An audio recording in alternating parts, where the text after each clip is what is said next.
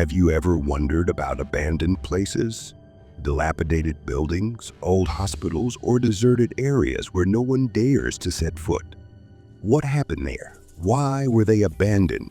And most importantly, is there really no one there?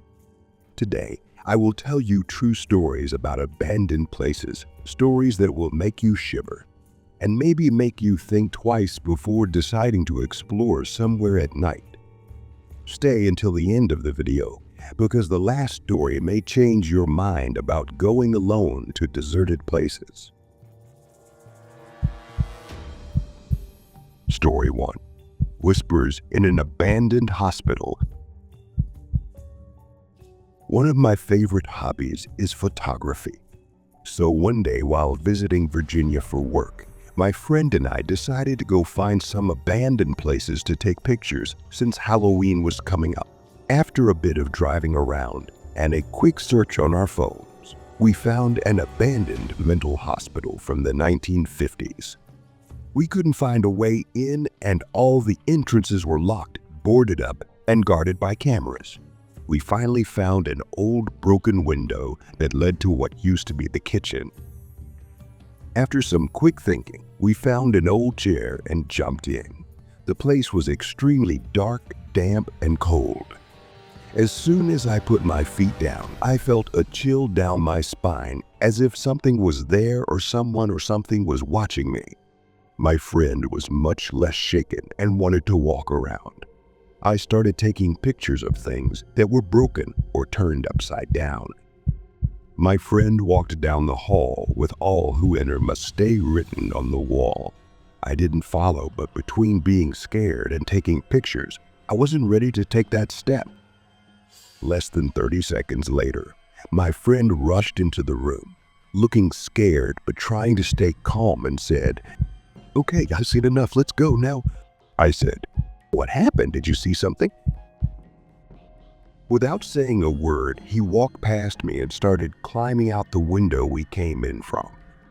I was near the hallway, and I guess my curiosity got the better of me, so I crouched down and looked down the hall. At the end of the hall was an empty chair. There was something small on the chair that looked like a ball or something, and the next thing I knew, it slid off the chair and onto the floor. It was completely terrified. I screamed, "Oh my God," and ran to the window. My friend was waiting on the other side, so I threw in the camera and I jumped out the window. I cut my hand in the process, but I didn't really care. We ran back to the car, got in, drove away. It took a few minutes and a few miles before we finally calmed down enough to talk about what had happened. I said, "Did you see the ball on the chair? When I looked down the hallway, I saw something on the chair, and then it fell to the floor." My friend looked at me in shock and disbelief and said, "It wasn't a ball. I was walking down the hallway, looking into empty rooms, and it was creepy to see the overturned beds and stuff scattered everywhere, but as I got closer to the end of the hallway, what looked like an empty chair, a little doll was sitting there. I thought I was haunted, but maybe some junkie had put it there. And just as I thought that, the doll went from sitting to lying down. So I ran out of there. I thought I might have overreacted and maybe a gust of wind or something knocked it over. But once you said it was knocked to the ground, I knew it couldn't have been a gust of wind, and that completely scared me." It doesn't sound scary, but you have to be there. The combination of cold, chill, quiet, and isolation created the perfect conditions to scare me more than I've ever been scared. Story 2. Ghosts in an Abandoned House. My husband and I have a thing for exploring abandoned houses. Years ago, we found a beautiful old 2-story brick house about a mile from where we lived. The grass and trees were so tall that even getting into the house was difficult. My ex-husband managed to open a window, and we climbed through it. Once inside, it was like walking into a time capsule. The furniture and interior decorations were all very nice and expensive, scattered everywhere. Covered with really dusty beds, everything seemed high quality and lavish. Even the wallpaper was expensive. It was creepy because it looked like the owners had left in the 1950s or 1960s, leaving everything intact. What was strange was that the kitchen was on the upper floor. We decided to go up there and discovered a large archway that opened into an ornate gentleman's room. Once again, there were many expensive furniture and items. I stood at the entrance of the arch while my ex-husband rummaged through the things. Next to the arch was a large mirror leaning against the wall. I used it to check my hair for cobwebs. After checking, I took 3 steps back to tell my ex-husband that I wanted to go in. Suddenly, I felt someone standing right next to me. When I turned around, I saw the words "Get Out" written in bright pink lipstick on the mirror. I swear on my life and the lives of my children that those words had not been there less than 2 minutes ago. The mirror had been only a few feet away from me the entire time, and I was certain that there had been no words on the mirror when I had looked at it before. First, that lipstick, I remembered clearly, was the kind that ladies usually wear.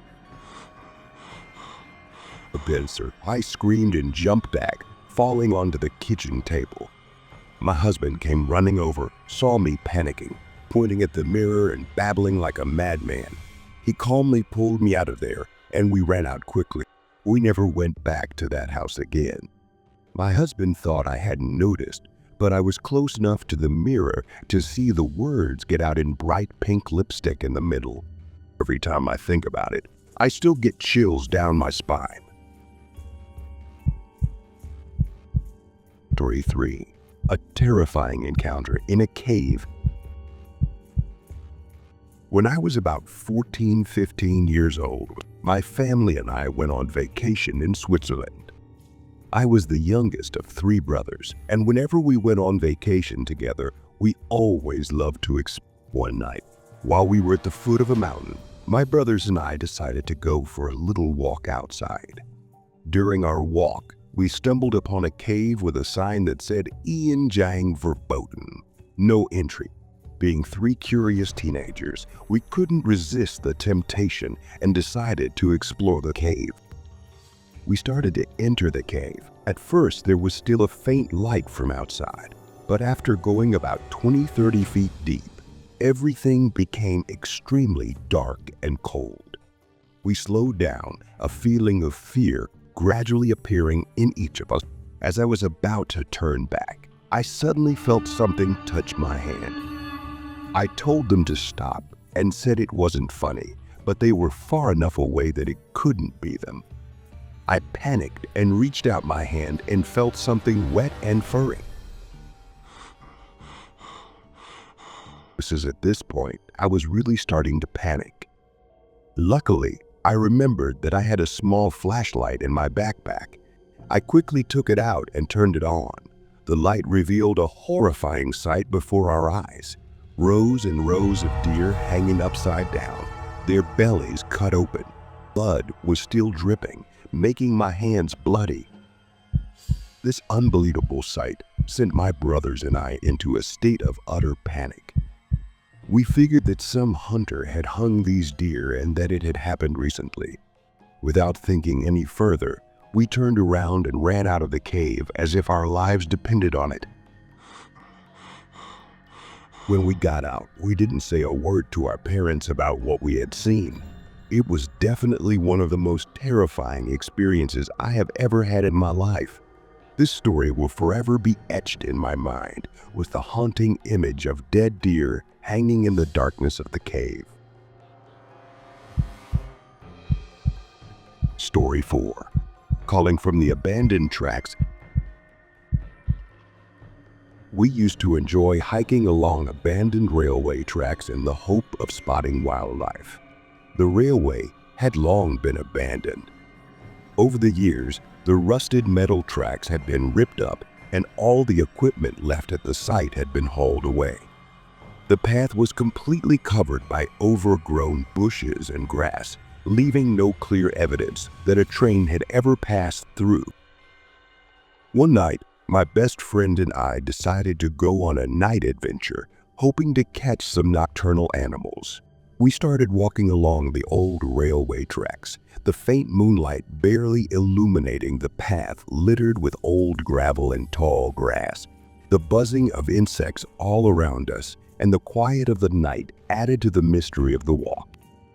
We walked deeper into the trail, the air becoming cold and still. A gentle breeze blew, rustling the bushes. Suddenly, from afar, we heard something. At first, it was very faint, like the wind rustling through the trees, but gradually, the sound became clearer. It was a soft, strange voice, like a child's whisper. We stopped, our hearts pounding in our chests, turning our heads to search for the source of the sound. In the darkness behind us, a strange image appeared. An old man with a wrinkled face, white hair smiling strangely, squatting in the bushes. His eyes stared at us from the darkness, his gaze full of ghosts and haunting. We were completely frozen, unable to believe our eyes. My friend trembled and whispered, "Run!" And immediately, we jumped up and ran like crazy, not daring to look back. The sound of choo-choo kept echoing in my head, increasing we ran and ran, only stopping when we were hundreds of meters away from that abandoned railway. After that night, we never returned to the old railway. The story of that strange old man always haunted us, like a warning of what could be lurking in the darkness of the forgotten past. It was an experience we will never forget, a creepy memory of the call from the abandoned railway. If this horror story made you nervous, please like the video and subscribe to our channel for more horror stories. Your support is important in helping us create and share more horror content that will haunt your dreams. By subscribing, you will join the community of horror lovers and ensure you will never miss our latest videos. Don't forget to click the notification bell to be notified of our next video.